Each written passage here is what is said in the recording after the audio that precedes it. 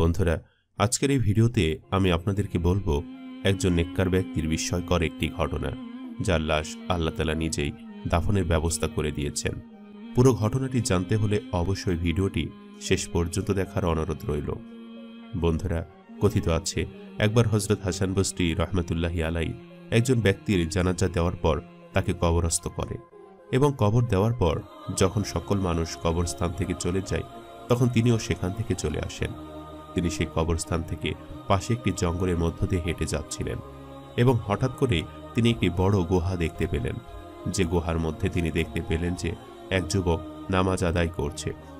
নির্জন জঙ্গলে গুহার মধ্যে যুবকের নামাজ পড়ার ঘটনাটি থেকে তিনি বেশ বিস্মিত হলেন এবং তিনি একটু এগিয়ে গেলেন সেই গুহার কাছে এবং সেই যুবকটিকে দেখে তিনি বেশ অবাক হয়ে গেলেন, কেননা যুবকের চেহারা থেকে যেন নূরের আলো ছড়িয়ে পড়ছিল। তখন হযরত হাসান বসরি রহমতুল্লাহি আলাই যুবকের নামাজ শেষ করা হলে তাকে জিজ্ঞেস করল যে, আচ্ছা, তুমি এই গুহার মধ্যে একা একা কি করছো? এখানে নামাজই বা আদায় করছো কেন? আর কতদিন ধরে তুমি এখানে আছো? এখানে থাকার উদ্দেশ্য তোমার কি? তখন সেই যুবকটি বলল, আমি এখানে বেশ অনেক দিন ধরেই আছি, আর আমি শুনেছি যে এখানে অনেক আল্লাহর ওলিরা আসেন, তাই তাদের সাথে সাক্ষাতের জন্য মূলত আমি এখানে বসবাস করা শুরু করেছি। হয়তো আমি তাদের সাথে সাক্ষাৎ করতে পারবো এবং আল্লাহ এবং রাসূল সম্পর্কে অনেক কিছু তাদের কাছ থেকে জানতে পারবো। যুবকটির এমন কথা শুনে হযরত হাসান রহমতুল্লাহি আলাই বেশ অবাক হয়ে গেলেন এবং যুবকের এই দিনদারিতা দেখে তিনি বেশ খুশি হলেন। তখন তিনি সেই যুবকটির উদ্দেশ্যে বলতে লাগলেন, আচ্ছা, এখানে তো কোনো খাবারের বন্দোবস্ত আমি দেখছিলাম, তাহলে তুমি কি খেয়ে বেঁচে আছো?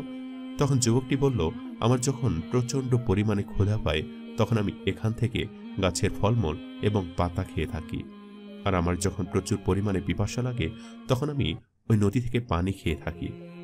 তখন হযরত হাসান বসরি রহমতুল্লাহি আলাই বলল, আমি তোমার কথায় খুব খুশি হয়েছি।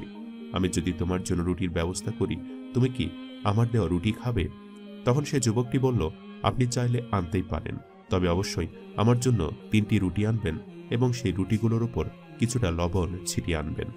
এরপর হযরত হাসান বসরি রহমতুল্লাহি আলাই তার বাড়িতে গেল এবং 3টি রুটি তৈরি করে সেগুলোর উপর হালকা লবণ ছিটিয়ে নিয়ে সে গুহার কাছে আবারও চলে আসলো। তিনি গুহার সামনে এসে দেখলেন যে সেখানে একটি বড় সিংহ বসে রয়েছে এবং তিনি মনে মনে চিন্তা করলেন, এই সিংহটি বুঝি গুহার ভেতরে থাকা যুবকটিকে খেয়ে ফেলেছে। তিনি খুবই চিন্তায় পড়ে গেলেন।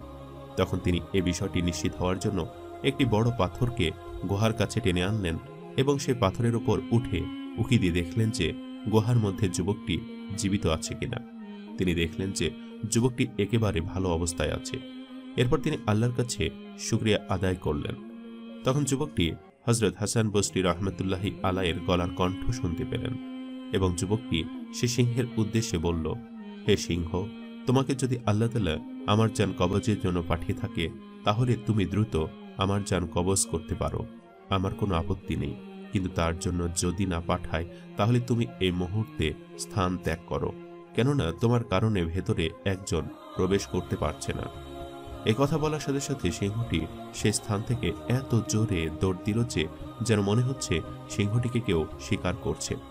এরপর হযরত হাসান বসরি রহমতুল্লাহি আলাই গুহার মধ্যে প্রবেশ করেন এবং যুবককে সে 3টি রুটি খেতে দিলেন। রুটিগুলো দেখে যুবক আল্লাহ তাআলার কাছে শুকরিয়া আদায় করল এবং বলতে লাগলো, হে আল্লাহ, আমি জীবনে সবকিছু পেয়েছি, এবার দয়া করে আমাকে তোমার কাছে নিয়ে যাও। এই কথা বলার সাথে সাথে যুবকটি সেখানে মৃত্যুবরণ করল। আর এই ঘটনা দেখে হযরত হাসান বসরি রহমতুল্লাহি আলাই বেশ চমকে গেলেন। যাই হোক, যুবকের মৃতদেহ এবার কবরস্থ করার প্রয়োজন ছিল, তাই হযরত হাসান বসরি রহমতুল্লাহি আলাই তার শহরের দিকে গেলেন 2জন মানুষকে নিয়ে আসতে, যাতে করে এই লাশকে দাফন করা যায়। তিনি যখন শহর থেকে মানুষ নিয়ে সেই গুহার কাছে আসলেন, দেখলেন যে যুবকের লাশটি সেখানে নেই। তিনি বেশ চমকে গেলেন এবং মনে মনে চিন্তা করলেন যে হয়তোবা আল্লাহ তাআলাই তার নেক বান্দাদের দাফনের দায়িত্ব নিয়ে নিয়েছেন। সম্মানিত দর্শক, ভিডিওটি আপনাদের কাছে কেমন লেগেছে তা আমাদের কমেন্ট করে অবশ্যই জানাবেন, আর সবাই আমাদের সাথেই থাকবেন। আজ তাহলে এই পর্যন্তই। আপনারা ভালো থাকবেন, সুস্থ থাকবেন। আল্লাহ হাফেজ।